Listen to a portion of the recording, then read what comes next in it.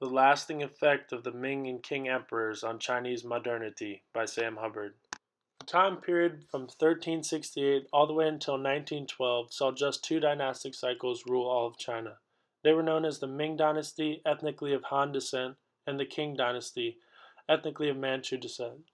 The Ming ruled from 1368 until 1644, followed by the Qing that ruled from 1644 until 1912. The meaning of a dynasty is the continuous rule within successive generations of male and one imperial patriline. This rule includes the country, the nation, and the territory under those rulers. These dynasties covered the time period which is known as early modern China, in which China, along with the rest of the world, saw such drastic changes unlike anything ever before experienced in human history. Each of these emperors during the Ming and Qing dynasties brought upon their own unique set of changes to the empire, and their reigns left a unique and lasting mark on Chinese modernity. We can best see this trend when we examine the rules of the Ming emperors Taizu and Yongle and the Qing emperors Kangxi and Qianlong.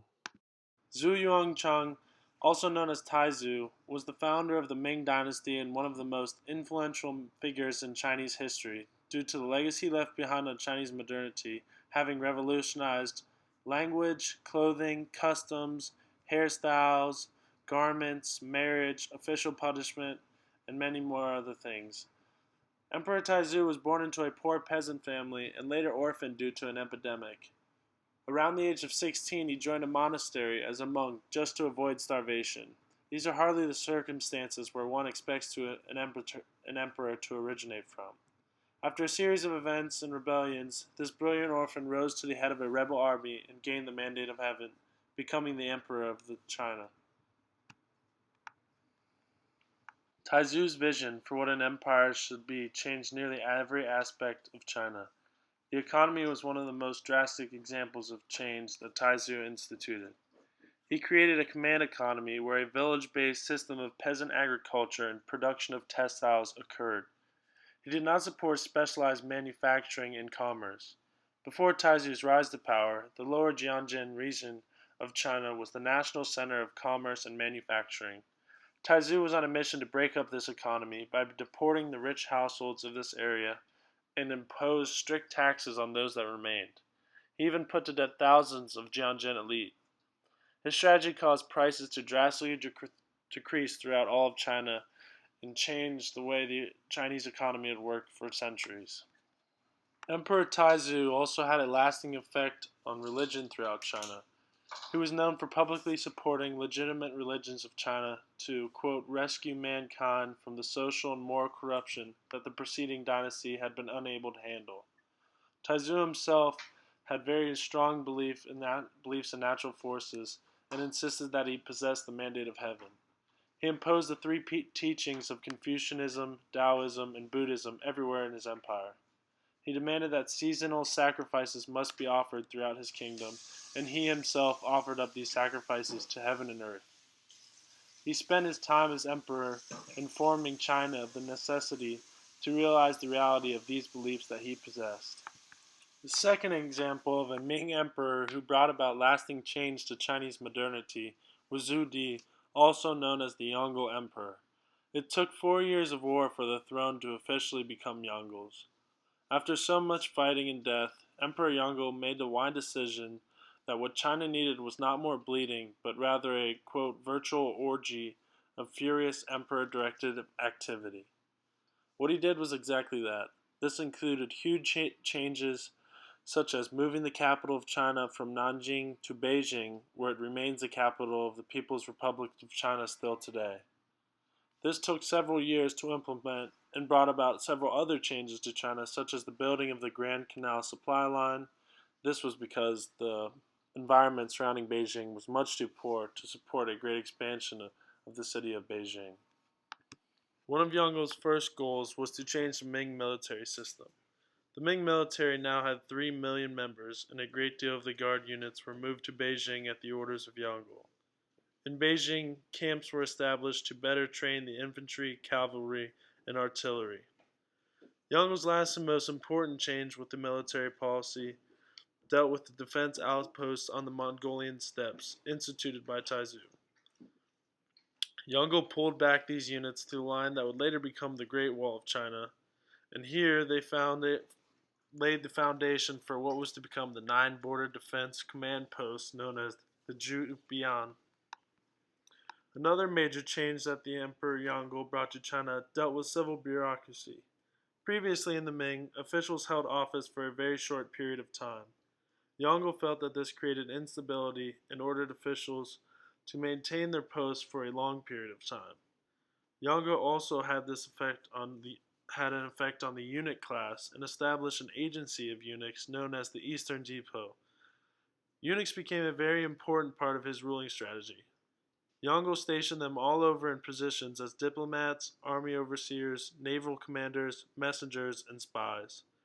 The Eastern Depot modern espionage in the embroidered uniform guard, which was an investigative police in charge of policing the official class, and also had the responsibility of policing ordinary people. These changes continued to be implemented during the entire rest of the Ming Dynasty. It is inevitable that the Ming Dynasty was going to eventually fall out of power.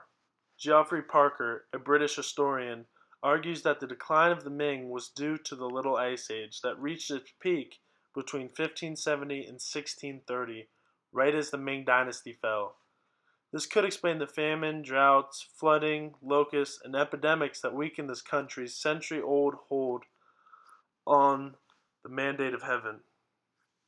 The Manchus of Manchuria seized this opportunity to capitalize on this weakness and captured Beijing, establishing a new dynasty in China known as the Qing. This dynasty ruled China from 1644 until 1912. During this reign, the population of China grew from 150 million to nearly 400 million. The emperors that ruled during this time period implemented drastic and lasting changes to China, much similar to the Ming Dynasty's emperors. The example of this king emperor is Kangxi.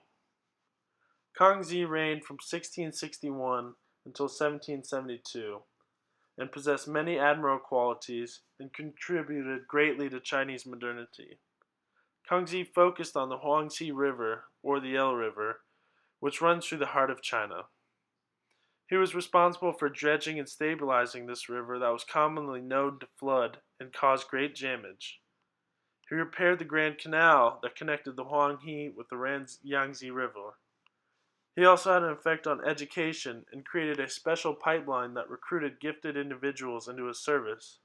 These people became the authors of the Mingxi, which was an official history of the Ming Dynasty.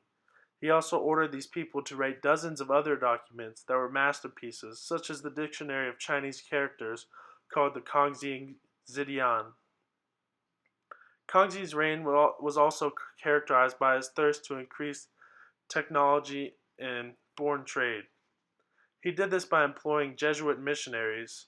Above is an example of an actual Jesuit missionary that was stationed in China named Father Matteo Ricci. Visiting Jesuit missionaries taught him geometry, mathematics, and established the production of cannons in his empire.